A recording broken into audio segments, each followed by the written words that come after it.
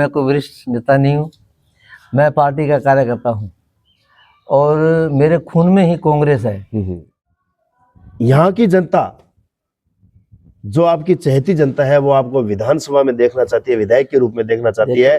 गोपाल डागला खुद को कहाँ देखना चाहता है? देखो, कांग्रेसी खून है, ये आपके अंदर ये धारा प्रवाह से ऐसे बह रहा है शांति से, लेकिन कई बार खून उबल भी जाता है। कई बार आपको ऐसे पूरे मतलब तड़क भड़क में रोब अंदाज में देखा है। 62 साल की उम्र में ऐसे ललकारे मारते हो, नहीं वो गरजते हो। देखो, जहाँ जनहित के काम में अगर कोई अधिकारी द्वारा कोई दुर्व्यवहार होता है, कहीं अनदेखी की जाती है, तो वहां खून उबाल लेता है, ऐसे नहीं लेते। लेकिन कई सरपंच ये भी कहते हैं कि डागला जी साथ लेके नहीं चलते हैं। कई सरपंच ये भी कहते हैं कि डागला जी ने हमें नहीं संभाला। नहीं, ऐसा नहीं है। आपको मैं बता दूं खून की बात, तो आपके खून में कांग्रेस है, तो खून में लोगों के माकपा भी थी, खून में लोगों के भाजपा भी थी, लेकिन खून बिखर गया उनका। लेकिन कुछ सरपंच तो ये भी कहते हैं कि 2-4 ऐसे भी सरपंच है जिन पर लाड भी ज्यादा है आपका, जिन पर मोह भी ज्यादा है, और उनको तो आपने, वो आपको ये बताऊंगा, जो बाप के बेटे तो सारे समान होते हैं, एक समान होते हैं, कि वो एक ही माँ से पैदा होते हैं, लेकिन जो वर्कर होता है ना, उसका लाड तो रखते हैं। जो काम करने वाला है, काम कर रहा है, तो उसका तो लाड सभी रखते हैं। ठीक है, बाप बेटे के बेटों में भी तो देखता है ना। ये तो तय हो गया ना, अभी बाप के लिए कुछ बेटे चाहते हैं। नहीं, कुछ बेटे नहीं, बेटे सारे चाहते होते हैं, कुछ लाडले ज्यादा है। काम करने वाले जो काम करने वाले बाकी जगह शाना बेटा है, बे लाडला है, जो कहना माने। हाँ, बाकी ऐसा नहीं है कि मैंने किसी के साथ भेदभाव किया है। तो कुलदीप जी ने कहा भी आपको इलेक्शन लड़ना है, मैंने कहा भाई साहब, मैंने 2 बार पहले से डायरेक्ट लड़ लिया है। अच्छा, ठीक है ना। और प्रधान मेरे को मनाओगे नहीं। कई सरपंच तो ऐसे भी हैं कि जो अपना जो बजट आता है, पंचायत का जो बजट आता है, वो भी लगाने में सक्षम नहीं है। मैंने 32 की 32 पंचायतों को बजट दिया है। हाँ ठीक है, किसी पंचायत का प्रस्ताव को अगर नहीं आता है और जो कुछ लेना नहीं चाहता तो उसको जबरदस्ती तो नहीं दिया जाता। उसमें तो धन्यवाद देता हूँ कुलदीप जी इंदौरा को, हीरालाल जी इंदौरा को, जिन्होंने मुझे काबिल समझा। 10 रुपये मेरे कुलदीप जी ने नहीं लगने दिए, और कुलदीप जी ने मेरी धर्मपत्नी राधा देवी जी को प्रधान बनाया। तो मैं तो हमेशा ही, मैं तो उनको भगवान मानता हूँ। मेरा ये कि जो विचलित होकर जाते हैं ना, वो न घर के रहते हैं न घाट के रहते हैं। तो कुलदीप जी इंदौरा के साथ भीड़ खड़ी होती है और 36 कौम के लोग उनके साथ। बिल्कुल जैसा उदाहरण आपका है, वैसा ही उदाहरण कुलदीप इंदौरा का है। भी कुलदीप इंदौरा भी उस परिवार से बिलोंग करते हैं जो कांग्रेसी परिवार से जुड़े हैं और कभी विचलित नहीं हुए। तो जनता ने आज उसको शीर्ष पर भी उनको बिठा दिया। बागड़ी में कहावत है, पड़ियो बांडो भारी है, ठीक है ना। तो जो अगर टिक के काम पार्टी में करता है, और जिस पार्टी का की देन है, आज पहचान है गोपाल डागला, उसको अगर मैं छोड़ के कहीं जाता हूँ तो मेरे से तो कोई बुरा इंसान नहीं है, कोई नहीं कर सकता। कि मेरे बाप की जो सोच थी, वो हमें मुझे कहा करते थे कि जो कुछ भी अपने को दिया है वो कांग्रेस ने दिया है। क्या बात है डागला जी। और कांग्रेस को छोड़ के नहीं जाना, चाहे आपको कुछ मिले या नहीं मिले। जब कोई ऑफर मिलता है और जब कोई ताजपोशी होती है तो खून पानी बन जाता है। वही जानने आया हूं भी क्यों नहीं हुआ। नमस्कार, आज मैं पहुंचा हूं एक ऐसी शख्सियत, जो शख्सियत किसी भी परिचय की मोहताज नहीं है। इस शख्सियत को आपने चाहे राजनीतिक कार्यक्रम हो, चाहे सामाजिक कार्यक्रम हो, हर क्षेत्र में इनकी मौजूदगी देखी है। आज हम जानेंगे सिर्फ इस शख्सियत के बारे में कि ये शख्सियत किस प्रकार से एक वार्ड पंच का चुनाव जीतकर पंचायत समिति प्रधान तक के सफर तक पहुंचे हैं, और आने वाले समय में जिस प्रकार से इनकी शैली है, जिस प्रकार से इनका व्यक्तित्व है, जिस प्रकार से सर्व समाज के अंदर इनकी पकड़ है, तो किस शिखर तक ये राजनीति के इस मुकाम पर जाएंगे। तो आज जानेंगे सिर्फ वरिष्ठ कांग्रेसी नेता गोपाल जी डागला के बारे में कि आखिर कहां से गोपाल जी डागला का जन्म हुआ और गोपाल डागला से वरिष्ठ कांग्रेसी नेता गोपाल डागला ये बने। तो डागला जी, सबसे पहले तो स्वागत है। नमस्कार जी, बहुत बहुत थैंक यू, आप आए, आपका वेलकम। डागला जी, आज कांग्रेस पार्टी में बहुत बड़ा आपका कद है, ये किसी से कोई अनछुई बात नहीं है, क्योंकि आपका जिस प्रकार से समर्पण है, जिस प्रकार से पार्टी का त्याग है, जिस प्रकार मेहनत की है, उस पद पर आज वरिष्ठ कांग्रेसी नेता के रूप में आपकी पहचान है। लेकिन देश की जनता आज जानना चाहती है कि उस जमाने का वो एक नौजवान, एक कम उम्र का नौजवान जिसे राजनीति का क्या कबूतरी पता नहीं था, और आज राजनीति की इस चौखट पर वरिष्ठ कांग्रेसी नेता बने, क्या था वो सफर? देखो, ये पहले तो आपको बता दूं कि मैं कोई वरिष्ठ नेता नहीं हूँ, मैं पार्टी का कार्यकर्ता हूँ और मेरे खून में ही कांग्रेस है। मेरे पिताजी कांग्रेसी थे और वो कांग्रेसी होने का एक कारण था कि जब हमारे समाज को SC ST को कोई पूछने वाला नहीं था, ठीक है, हमारे साथ अन्याय होता था, उस जमाने की बातें, उस जमाने की बातें हैं। तो ये कांग्रेस सरकार आई, इंदिरा जी की देन थी और नेहरू जी की भी सोच थी, महात्मा गांधी जी की सोच थी कि ये जो दबा कुचला जो समाज है उसको ऊपर कैसे उठाया जाए। ठीक है। तो उसी टाइम से जब अलॉटमेंट जमीनें हुई और हमें जो हम प्लाट भी नहीं खरीद सकते थे और हमारे को मेरे पिताजी बताते थे कि हमें 2-2 मरबे जमीन अलॉटमेंट करके, ठीक है, और इस IGNP क्षेत्र में हमें बसाया। ठीक है। तो हमारा जो समाज था वो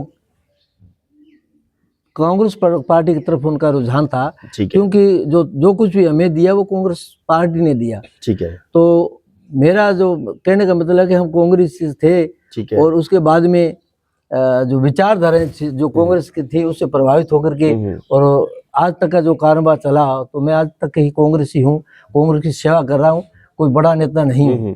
बड़े नेताओं की तो परिभाषा ही अलग है। मैं तो पार्टी का कार्यकर्ता हूँ, पार्टी का दरी बिछाने वाला कार्यकर्ता हूँ। डागला जी आज तक बिछाई और बिछाते रहे। डागला जी, यही तो आपका बड़प्पन है, यही तो आपकी बातें हैं जो आपको अलग बनाती है सबसे, कि आज भी आप खुद को दरी बिछाने वाला कार्यकर्ता समझते हो, खुद को आज एक सामान्य कार्यकर्ता समझते हो। लेकिन मैं डागला जी उस समय की बात जानना चाहता हूँ जब आपके दिमाग में कांग्रेस का बीज कब पैदा हुआ, राजनीति का बीज कब पैदा हुआ कि आपको महसूस हुआ कि यार मुझे थोड़ा सा राजनीति में इंटरेस्ट आ रहा है? वो कौन सा पल था? वो ये है कि 86 में, शायद 86 में हुए थे सरपंची के इलेक्शन। ठीक है। तो उस टाइम मैं पढ़ाई पढ़ रहा था। ठीक है। तो यहाँ गांव के कुछ लोग आए और आकर के और उन्होंने कहा, उस टाइम आरक्षण नहीं हुआ करता था। ठीक है। तो उन्होंने कहा भी मेरे पिताजी को कहा कि भी आपके लड़के को हम सरपंच बनाना चाहते हैं। तो पिताजी ने साफ मना कर दिया। ठीक है। कि मेरा जो बेटा है वो अभी राजनीति के बारे में कह के नहीं जानता, तो सरपंच आप किसी को बढ़ाइए, हम जो है आपके साथ में। ठीक है। तो हमारे यहाँ से सहदेव जी बिश्नोई, जब कमरानी हमारी पंचायत होती थी, वो उन्होंने सरपंच इलेक्शन लड़ा। ठीक है। लेकिन हमारे यहाँ रामलाल जी जलंधर हुआ करते थे, उन्होंने पिताजी के आगे हट्टी पकड़े भी, चलो सरपंच नहीं बनाओ तो वार्ड मेंबर तो हम तो बनाए। ठीक है। तो पिताजी की मनसा नहीं थी कि मैं राजनीति में आऊं। ठीक है। उनका ये था कि पढ़ाई करके कहीं काम लग जाएगा। हाँ, बिल्कुल सही बात है। तो उन्होंने मेरा जबरदस्ती फार्म भरवाया। ठीक है। वार्ड मेंबरी का। ठीक है। और वो वार्ड मेंबरी में जीत गया। क्या बात। तो उसके बाद में सरपंच साहब जो सहदेव जी बिश्नोई थे हमारे, तो वो मेरे राजनीतिक गुरु भी थे। वो मेरे को बेटे की तरह रखते थे। ठीक है। तो जो भी काम होना पंचायत का होना या राजनीति का होना, कांग्रेस पार्टी के कार्यक्रम होना, तो वो मेरे को साथ में रखते थे। तो उनसे मैं राजनीति सीखा और फिर ये कारोबार बढ़ता गया। उसके बाद में जब ये परिसीमन हुआ और प्रधान जो है, पहले प्रधान जो डायरेक्ट सरपंच और मेंबर चुना करते थे, उस टाइम हमारे प्रधान जी थे साबरान जी पूनिया, जिनके साथ मेरा बहुत अच्छा लगाव रहा। और उसके बाद में जब ये डायरेक्टरी के इलेक्शन हुए, प्रधान ऐसी की सीट आई, तो फिर मेरे पंचायत के लोग थे वो इकट्ठे होकर के भी है तेरे को इलेक्शन लड़ना है। तो मैं 95 में पंचायत समिति डायरेक्टर का इलेक्शन लड़ा और इलेक्शन भी बड़ा मेरे को सहयोग, बड़ा प्यार मिला दोनों पंचायतों से, कमरानिया और साथ से हम 2 पंचायतें हुई थी। ठीक है। तो इसमें मैं अच्छे वोटों से विजयी हुआ और प्रधान की लाइन में भी लगा। लेकिन मैं नया था और मुझे इतना अनुभव भी नहीं था राजनीति का। तो चलो हमारे प्रधान हरिराम जी मेघवाल बने और उनके साथ मेरा बहुत अच्छा संबंध रहा। तो धीरे धीरे ये चलता रहा। उसके बाद में फिर शायद 2006 में ऐसे इलेक्शन हुए, तो उस टाइम भी मैं दौड़ में था, लेकिन मैं प्रधान नहीं बन पाया, हमारे पवन जी दुगल बने। तो फिर मैं पंचायत समिति डायरेक्टर का चुनाव लड़ा तो जीत गया। चलो प्रधान नहीं बने, लेकिन मैंने जनता के साथ भी जुड़ा रहा, सेवा करता रहा। उसके बाद में फिर सरपंच रिजर्वेशन हुई। मैंने जनरल पर कभी इलेक्शन नहीं लड़ा, जनरल पर जनरल वाले को ही लड़ाया। तो फिर मेरे धर्मपत्नी जो आज प्रधान जी हैं राधा देव जी, वो हमारी पंचायत 7 ईस्वी से सरपंच बने। तो फिर जनता के साथ जुड़ाव रहा, लगे रहे, पार्टी के साथ भी जुड़ा रहा, पार्टी के कार्यकर्ता के रूप में रहा। उस टाइम में पहले कांग्रेस सेवा दल का ब्लॉक अध्यक्ष अनूपपुर में मुझे बनाया गया। तो मैंने ब्लॉक सेवा दल के रूप में मैंने काम किया 10 साल तक। ठीक है। और उसके बाद में फिर 2006 में जब डायरेक्ट जब इलेक्शन, तो मैं उस टाइम मेरे को यहाँ अनूपपुर ब्लॉक कांग्रेस कमेटी का अध्यक्ष बना दिया गया। और फिर मैंने पार्टी की सेवा करी। 5 साल तक मैं ब्लॉक अध्यक्ष रहा। और ब्लॉक अध्यक्ष रहते हुए खूब पूरी विधानसभा के लोगों के साथ मेरा जुड़ाव रहा।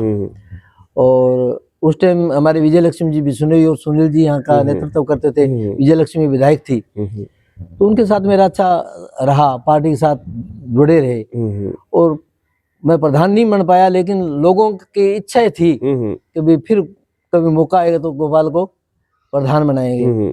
तो उसके बाद में फिर हमारे कुलदीप जी इंदौरा यहाँ से प्रत्याशी रहे अनूपपुर से, और उन्होंने मुझे जिला कांग्रेस कमेटी में महासचिव का पद दिलाया। ठीक है। तो मैं फिर पार्टी में जुड़ा रहा लगातार, क्योंकि मेरे तो खून में कांग्रेस है। पार्टी की सेवा करना मेरा वो धर्म था कि मैं पार्टी के साथ काम करूं, और पार्टी के साथ जुड़ा रहा। और उसके बाद में फिर अब जो इलेक्शन आए, तो मेरी इच्छा नहीं थी कि मैं डायरेक्ट इलेक्शन लड़ूं, क्यों पहले 2 बार पंचायत में डायरेक्ट रह चुका था।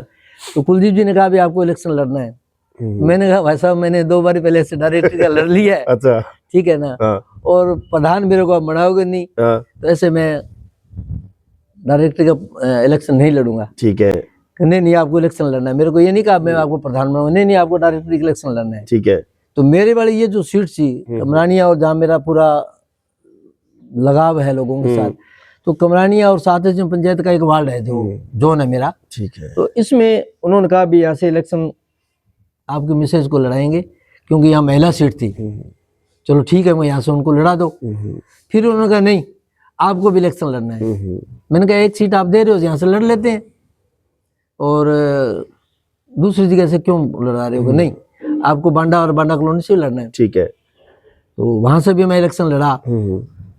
तो नई जगह से थोड़ा लड़ते हैं तो उसमें थोड़ा होता है कि यहाँ क्योंकि मेरा पूरा जो लगाव था यहाँ के लोगों के साथ था। ठीक है। वैसे तो मेरे रामरमी बांडा और अपने बांडा कॉलोनी में भी अच्छी थी, लेकिन वो किसी कारणवश से 4 वोटों से मैं वहां से हार गया। लेकिन मेरे जो राधा देव जी मेरी धर्मपत्नी है, वो यहाँ से जीत गई थी और अच्छे वोटों से जीती थी। तो इन्होंने प्रधान बना दिया। और लोगों का जो कांग्रेस का जो भी बच्चा था, उनकी ये की भावना थी कि भी गोपाल लगातार 30 सालों से सेवा कर रहा है, बिल्कुल पार्टी में रहकर कर रहा है, कभी भी वंचलित नहीं है। बहुत से मौके आए ऐसे। मैं आपको नाम भी बताऊंगा कि 95 के बाद में जंगीर सिंह जी यहाँ के जिला अध्यक्ष हुआ करते थे भाजपा के। ठीक है। और रेवंत राम जी जिनके साथ मेरा बहुत अच्छा संबंध था, जो डीपी शर्मा जी के पिताजी थे, ठीक है, वो भी मेरा बहुत ही लाड रखते थे, प्यार करते थे। उन्होंने मेरे को बहुत प्रयास किया कि नहीं आप बीजेपी ज्वाइन कर लो। यहाँ कोई भी बीजेपी का उस टाइम नेता भी नहीं था। मैंने उनको एक ही कहा कि मैं बीजेपी ज्वाइन नहीं कर सकता, कि मेरे बाप की जो सोच थी वो हमें मुझे कहा करते थे कि जो कुछ भी अपने को दिया है वो कांग्रेस ने दिया है। क्या बात है डागला जी। और कांग्रेस को छोड़ के नहीं जाना, चाहे आपको कुछ मिले या नहीं मिले, आप पार्टी कांग्रेस को ज्वाइन करना है, पार्टी कांग्रेस में आपको सेवा करनी है। तो मैं लगातार पार्टी में जुड़ा रहा। मैंने मतलब विचलित नहीं हुआ, मैं भाजपा में नहीं गया, कांग्रेस में ही रहा, कांग्रेस की सेवा करता रहा। और उसकी बदौलत सभी के बच्चे के दिमाग में ये थी कि भैया इस बार मौका इस परिवार को दिया जाए। और मैं धन्यवाद देता हूँ कुलदीप जी इंदौरा को और हीरालाल जी इंदौरा को, जिन्होंने मुझे काबिल समझा।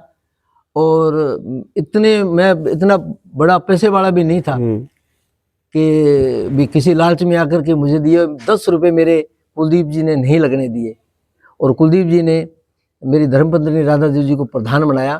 तो मैं तो हमेशा ही मैं तो उनको भगवान मानता हूँ मेरा, कि जो किसी जाति से नहीं होता, कोई जाति में पैदा होने से नहीं होता, लेकिन जो किसी का मान सम्मान करता है, जो किसी को पहचानता है, उसका मान सम्मान करना मेरा कर्तव्य था। और मैं आज भी कुलदीप जी इंदौरा परिवार का बहुत ही वो धन्यवाद करता हूँ और उनका आभारी हूँ कि उन्होंने मुझे काबिल समझा और मेरी धर्मपत्नी राधा देवी जी को प्रधान बनाया। तो मैं तो उनको दोनों, चाहे हीरालाल जी की सोच थी चाहे कुलदीप जी थी, मैं उनको बहुत बहुत साधुवाद देता हूँ कि उन्होंने मुझे मेरी काबिलियत देखते हुए मुझे प्रधान बनाया। लेकिन डागला जी अभी मैं पीछे जाऊंगा और पीछे जाऊंगा, जब डायरेक्टरी चुनाव लड़ा, प्रधान से वंचित रहे, बार वंचित रहे। जी जी। और काफी बार वंचित रहे आप। जी जी। लेकिन उस समय में भी आपका इतना सब्र, इतना संयम, ये मतलब कहाँ से आया, किस प्रकार से आया? वो तो मैं आपको बता दिया भी, मेरे खून में कांग्रेस है। नहीं, खून में कांग्रेस है, ठीक है। आपने ये कहा कि मेरे खून में कांग्रेस है, ये 2 बार सुन चुका हूं मैं। लेकिन आपको मैं बता दूं खून की बात, तो आपके खून में कांग्रेस है तो खून में लोगों के माकपा भी थी, खून में लोगों के भाजपा भी थी, लेकिन खून बिखर गया उनका। लेकिन वो अपनी अपनी सोच होती है रमेश जी कि वो मौके आपके पास बहुत आए, मौके आए, लेकिन मैं विचलित नहीं हुआ। हाँ, वही तो कह रहा हूँ, क्यों नहीं विचलित हुए? ऐसी कौन सी मतलब भी आज आप वरिष्ठ कांग्रेसी, और आपने जैसे कहा कि मेरे पिताजी ने एक ही बात कही थी भी कांग्रेस ने हमें बहुत कुछ दिया है। जी जी। लेकिन पार्टियों ने, कांग्रेस ने बहुत लोगों को बहुत कुछ दिया है, भाजपा ने बहुत कुछ दिया है, माकपा को बहुत कुछ दिया है, लेकिन विचलित हो जाते हैं जब सत्ता का नशा। डागला जी, जब कोई ऑफर मिलता है और जब कोई ताजपोशी होती है तो खून पानी बन जाता है। वही जानने आया हूँ भी क्यों नहीं हुआ। मैं आपको बताऊं बात कि इतना तो अनुभव है, मेरी अभी 22 साल की उम्र हो गई है। मैंने देखा है ये कि जो विचलित होकर जाते हैं ना, वो न घर के रहते न घाट के रहते हैं। ठीक है ना। वो कहते हैं भी बागड़ी में कहावत है, पड़ियो बांडो भारी है। ठीक है ना। तो जो अगर टिक के काम पार्टी में करता है, अरे जिस पार्टी का की देन है, आज पहचान है गोपाल डागला, उसको अगर मैं छोड़ के कहीं जाता हूँ तो मेरे से तो कोई बुरा इंसान नहीं है कोई। और हमें तो सब कुछ दिए ही कांग्रेस ने है। बिल्कुल सही बात है। आज क्या देख लो, आज क्या हो रहा है। आज आप देखो ना दलितों के साथ क्या हो रहा है। और कांग्रेस के टाइम में जो आज SC/ST बनी। गोपाल जी उधर नहीं जाएंगे। हाँ, उधर हम बहुत बार जा चुके हैं। आपकी बातें, आज सिर्फ गोपाल डागला की बात होगी, आज बात करें गोपाल डागला की। अच्छा, गोपाल डागला की अगर मैं बात करूं तो मतलब जिस प्रकार से आज कांग्रेसी की अगर बात करें ना, तो कांग्रेसी पार्टी के अंदर जो कांग्रेस की रीति नीति है, चाहे सेवा दल की ले लो या मतलब एक पार्टी की रीति नीति पर जो चल रही है, तो उसमें आप बिल्कुल एक स्तंभ की तरह खड़े हो जी। तो क्या इस प्रकार के आपके जो साथी हैं उन्होंने भी ऑफर दिए होंगे कि भाजपा में आ जाओ, आपको विधायक बना देंगे, भाजपा में आ जाओ, आपको प्रधान बना देंगे? बिल्कुल, ये आए मेरे पास, पिछली बार ही आए। इनका कोई शीर्ष नेता था, मैं नाम नहीं लेना चाहता। तो क्या लालच अच्छा नहीं था? नहीं, बिल्कुल नहीं। आपको बता दिया मैंने, मैं बार बार करूंगा, मेरे खून में कांग्रेस है। तो विचलित क्यों होंगे? ठीक है। पिछली बार भी मेरे को एक बहुत बड़े आदमी का ऑफर आया था। ठीक है, ठीक है ना, मैं नाम नहीं लेना चाहता। उन्होंने कहा था कि आपको यहाँ से कुछ नहीं मिलना है, आप प्रेजेंट प्रधान हो और आप आओ तो हम आपको भाजपा से टिकट दिलाएंगे। लेकिन मैंने मना कर दिया, नहीं थे बागड़ी टिकट मिले या नहीं मिले, मैं कांग्रेसी हूँ, कांग्रेस से रहूंगा, कांग्रेस के लिए काम करता रहूंगा और कांग्रेस की दरिया बिछाऊंगा। अच्छा गोपाल जी, बागड़ी में कहावत कही के पड़ो भाटो जो भारी होवे, तो जी तरीके मतलब फिर पड़ो भाटो लगे था ना भी भारी होगा, जका भी भाटा का साइज ना अपना है, जका अल्लाह कमान है जी, बन ओ भाटो दिखेगा नहीं। वो उनको दिखा तभी तो प्रधान बनाऊं मैं भी। कुलदीप जी इंदौरा हमारे से यहाँ, उन्होंने अनूपपुर विधानसभा से वो हमारे प्रत्याशी रहे और कुलदीप जी ने 15 साल तक वो हारने के बावजूद भी अनूपपुर के लिए उन्होंने काम किया। पड़ा भाटा भारी हुआ, पड़ा भाटा भारी, और आज वो हमारे सांसद है गंगानगर जिले से। और अनूपपुर की जनता, ठीक है वो जातीय समीकरण के शिकार हो गए, लेकिन अनूपपुरी जनता, आपने देखा होगा जब भी कुलदीप इंदौरा अनूपपुर के कई दौरों पर आता है तो जितनी हमारे साथ भीड़ नहीं होती, कुलदीप जी इंदौरा के साथ भीड़ खड़ी होती है और 36 कौम के लोग उनके साथ। बिल्कुल बिल्कुल, जैसा उदाहरण आपका है वैसा ही उदाहरण कुलदीप इंदौरा का है। भी कुलदीप इंदौरा भी उस परिवार से बिलोंग करते हैं जो कांग्रेसी परिवार से जुड़े हैं और कभी विचलित नहीं हुए। तो जनता ने आज उसको शीर्ष पर भी उनको बिठा दिया, बिठाया। तो गोपाल डागला जी, यहाँ की जनता जो आपकी चहेती जनता है वो आपको विधानसभा में देखना चाहती है, विधायक के रूप में देखना चाहती है, गोपाल डागला खुद को कहाँ देखना चाहता है? देखो ये है ना, मैं आपको पहले बता चुका हूँ, मेरे कोई लालच वाली बात नहीं है। जहाँ पार्टी मुझे काम देगी, चाहे दरी बिछाने का काम देगी तो वो करेंगे, चाहे कहेगी भी आपको कोई किसी तरह की टिकट नहीं देंगे लेकिन आपको पार्टी की सेवा करनी है, तो गोपाल डागला सेवा करने के लिए तैयार खड़ा है। ठीक है ना, चाहे वो किसी तरह की सेवा पार्टी दे मुझे, मैं सेवा करने के लिए तैयार हूँ। वो बात जो है आप कह रहे हो विधायक की या और कोई, वो मेरी कोई मंशा नहीं है। अगर कोई पार्टी आला कमान है या पार्टी जो दायित्व मुझे देगी वो मैं दायित्व का निर्वाह करने के लिए तैयार बैठा हूँ। डागला जी क्यों नहीं चाहेगी प्रधान, आपकी धर्मपत्नी राधा गोपाल डागला पहली बार प्रधान बनी, और मैंने बहुत से ऐसे कार्यकाल देखे हैं, बहुत से प्रधानों के मैंने कार्यकाल देखे हैं, भाई भतीजा कहीं ना कहीं नजर आता है। लेकिन आपकी धर्मपत्नी और आपके समझे में आपने सब सरपंचों को एक कर दिया। अरे आपने तो भाजपा के सरपंचों को भी, देखो ऐसा, कांग्रेस के सरपंचों को भी और माकपा के सरपंचों को भी आपने एक समान देखा है। देखो रमेश जी, एक बताऊंगा आपको बात है कि मेरा राजनीतिक अनुभव है कि सरपंच की कोई पार्टी नहीं होती, जनता द्वारा बिना किसी टिकट पर वो चुन के आता है, जो भी सरपंच जीत के आता है। हो सकता है उसकी विचारधारा अलग हो सकती है, माकपा की हो, बीएसपी की हो या बीजेपी की हो, वो एक अलग मैटर है। लेकिन जो वहां जनता निवास करती है ग्राम पंचायत में, वो सभी पार्टियों के लोग तो निवास करते हैं ना। और विकास की दृष्टि से देखें तो हर प्रधान का दायित्व बनता है कि उनको सभी को साथ में, वो एक परिवार बन जाता है। पंचायत समिति का परिवार है, सरपंच है, डायरेक्टर है, वार्ड मेंबर है, या जो भी वहाँ के लोग होते हैं, वो जो जिस पद पर चला जाता है ना, उसके लिए फिर चाहे वो भाजपा से एमएलए जीते या कांग्रेस से जीते या प्रधान कांग्रेस से जीते या बीजेपी जीते, फिर वो सभी जनता का वो जनप्रतिनिधि होता है। तो मेरा ये सोच रही है कि मैं सभी सरपंचों को साथ में लेकर चलूं, ताकि विकास की जो गति है वो कहीं न कहीं रुके नहीं। और ग्रामीण क्षेत्र में जो लोगों की सोच होती है कि भी हम सरपंच बना के भेजें और वो सरपंच जो है जनता के हित में काम करे, तो मेरी ये सोच रही है कि उनको साथ में लेकर के चलूं ताकि क्षेत्र का विकास हो सके।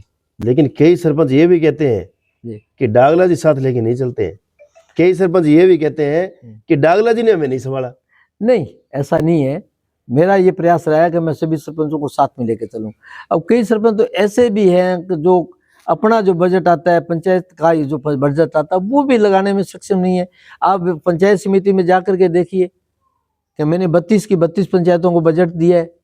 हाँ ठीक है, किसी पंचायत का प्रस्ताव को अगर नहीं आता है और जो कुछ लेना नहीं चाहता तो उसको जबरदस्ती तो नहीं दिया जाता। हाँ, उसमें तो आप क्या करोगे? मैं क्या करूंगा, लेकिन जिस पंचायतों को प्रस्ताव आते हैं उनको सबको मैंने सामान्य रूप से बजट दिया है। हाँ, हो सकता है किसी पंचायत में कम है या थोड़ा बहुत ज्यादा, वो आवश्यकता के अनुसार होता है कि हम क्षेत्र में जाते हैं, लोगों जैसे स्कूल में शौचालय नहीं है और वहाँ का सरपंच नहीं बनाना चाहता, लेकिन मेरी सोच रही है कि वहाँ बच्चे पढ़ते हैं, बच्चियां हैं, ठीक है ना, उनके लिए भी शौचालय की आवश्यकता है या खेल मैदान की आवश्यकता है या लाइब्रेरी की आवश्यकता है या कहीं जिम की आवश्यकता है, तो वो प्राथमिकता है। ठीक है कि उन स्कूलों में दें ताकि बच्चे जो है नशा रहित हों। अभी मैंने काफ़ी पंचायतों को जिम दी है। मेरे प्रयास है कि मैं अपने लाइब्रेरी भी हर स्कूल में दूं, ठीक है ना, ये प्रयास है मेरा कि मैं उनको दें ताकि बच्चे जो शिक्षा से जुड़े और नशे से दूर रहें। तो सभी पंचायतों में मैंने सामान्य रूप से बजट देने की प्रयास की है। अच्छा, भेदभाव मैंने किसी भी सरपंच के साथ मैंने नहीं किया। अच्छा गोपाल जी, कुछ सरपंच तो ये भी कहते हैं कि 2-4 ऐसे भी सरपंच हैं जिन पर लाड भी ज्यादा है आपका, जिन पर मोह भी ज्यादा है, और उनको तो आपने, वो आपको ये बताऊंगा, जो बाप के बेटे तो सारे समान होते हैं, एक समान होते हैं कि वो एक ही माँ से पैदा होते हैं, लेकिन जो वर्कर होता है ना उसका लाड तो रखते हैं। जो काम करने वाला है, तपस्या है ये, ठीक है ना, हाँ, वो तो तपस्या कर रहा है, जो काम कर रहा है तो उसका तो लाड सभी रखते हैं। ठीक है, बाप बेटे के बेटों में भी तो देखता नहीं, ये तो तय हो गया ना। अभी बाप के लिए कुछ बेटे चाहते हैं, नहीं कुछ बेटे नहीं, बेटे सारे चाहते होते हैं, कुछ लाड ले जाता है। काम करने वाले जो काम करने वाले क्या जगह शाना बेटा है, लाडला है, कहना माने। हाँ, बाकी ऐसा नहीं है कि मैंने किसी के साथ भेदभाव किया है। आप पंचायत समिति में निकाल के देखिए 5 साल का जो बजट है, सभी पंचायतों में मैंने बजट दिया है।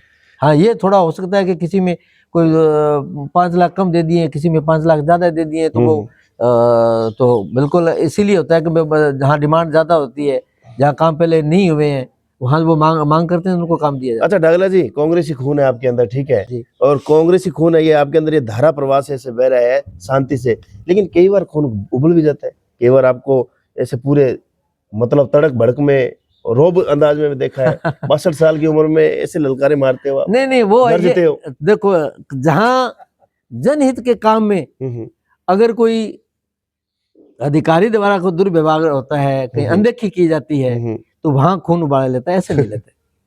आपने देखा होगा कि हमारी विधायक गरसाना हम गए थे, पानी की मांग थी, जायज मांग के लिए हम गए थे, जनता के हित में अगर काम कर रहे हैं और वहां अगर कुछ सुनाई अधिकारी नहीं करता है तो वो होता है, बाकी कोई हमारी कोई किसी से कोई दुश्मनी थोड़ी है। और ऐसा रूप लोगों ने पहली बार देखा तो लोगों को भरोसा नहीं हुआ। अनूपगढ़ एसडीएम है, अब बताऊं बात, कि आज राज तो भाजपा का है, लेकिन वो सभी की समस्याओं को सुनते हैं। सुरेश जी राव जो हमारे एसडीएम है, तो सबकी बात सुनते हैं, और वो जो भी ये देखते हैं कि ये काम गलत हो रहा है तो उसका निशान करने के लिए तत्पर रहते हैं, काम करते हैं ना, तो उनको हम कैसे गलत कह देंगे।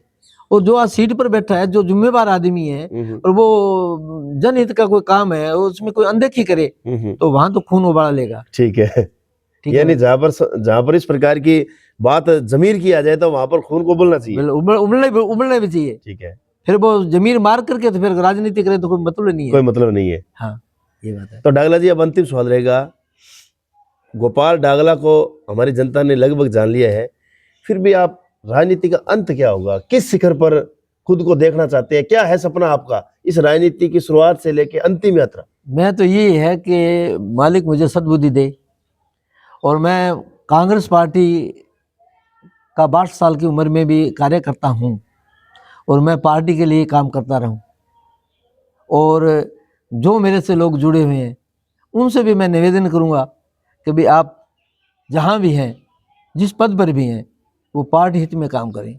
जो लोग वो कहे नहीं भी खाओ पियो करे कसम और गाओ तिरंगा गीत ऐसा नहीं होना चाहिए, ऐसा नहीं होना चाहिए। जिसके खाओ गीत उसके गाओ, जिसका खाओ उसके गीत गाओ, और गीत भी इस तरह से गाओ उसको समर्पित होकर। क्या बात है डागला जी, ठीक है ना।